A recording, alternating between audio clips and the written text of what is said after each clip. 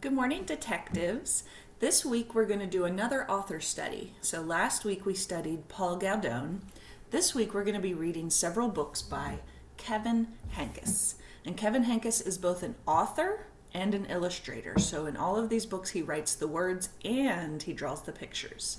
This book is called Sheila Rae The Brave.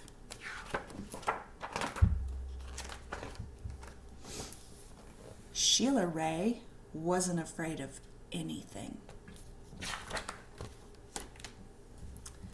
She wasn't afraid of the dark. She wasn't afraid of thunder and lightning. And she wasn't afraid of the big black dog at the end of the block. At dinner, Sheila Rae made believe that the cherries in her fruit cocktail were the eyes of dead bears, and she ate 5 of them. At school, Sheila Rae giggled when the principal walked by. And when her classmate Wendell stole her jump rope during recess, Sheila Rae tied him up until the bell rang.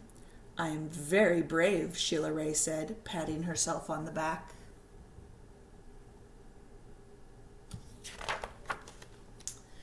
Sheila Rae stepped on every crack in the sidewalk without fear. When her sister Louise said there was a monster in the closet, Sheila Rae attacked it. And she rode her bicycle no-handed with her eyes closed.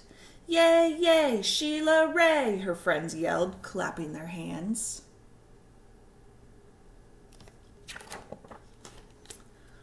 One day, Sheila Rae decided to walk home from school a new way.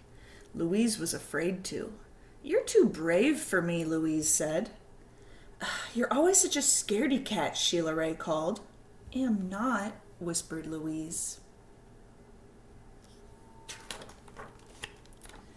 Sheila Rae started off skipping. "I am brave," she sang. "I am fearless."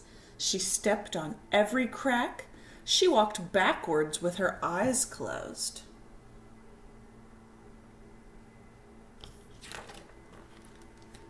She growled at stray dogs and bared her teeth at stray cats, and she pretended that the trees were evil creatures. She climbed up them and broke their fingers off. Snap, snap, snap.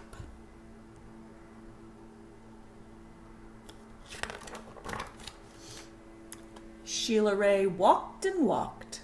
She turned corners. She crossed streets.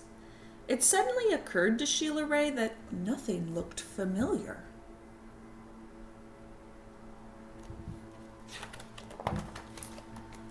Sheila Rae heard frightening noises.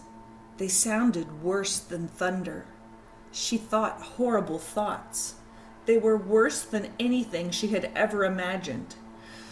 "I am brave," Sheila Rae tried to convince herself. "I am fearless." Does she look like she's feeling very brave here? The sounds became more frightening. The thoughts became more horrible. Sheila Rae sat down on a rock and cried. "Help," she sniffed. She thought of her mother and her father and Louise. "Mother, Father, Louise," she cried.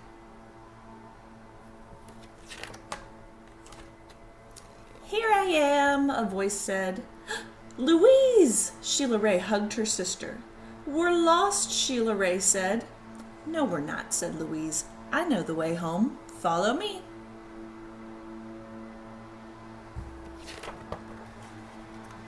Louise stepped on every crack.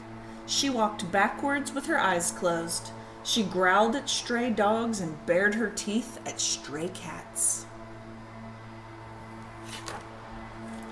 And she pretended that the trees were evil creatures. She jumped up and broke their fingers off. Snap, snap, snap. Sheila Rae walked quietly behind her. They walked and walked. They crossed streets. They turned corners. Soon their house could be seen between the trees. Sheila Rae grabbed Louise and dashed up the street. When they reached their own yard and the gate was closed behind them, Sheila Rae said, "Louise, you are brave. You are fearless." "We both are," said Louise. and they walked backwards into the house with their eyes closed. Today in your journal, I want you to draw about a time that you were brave. So think of something that maybe you were a little scared of, but then you decided to try it anyways, or a time that you tried something new that maybe you were unsure about. So think of a time that you felt brave and draw and label it in your journal and then send me a picture. Mwah.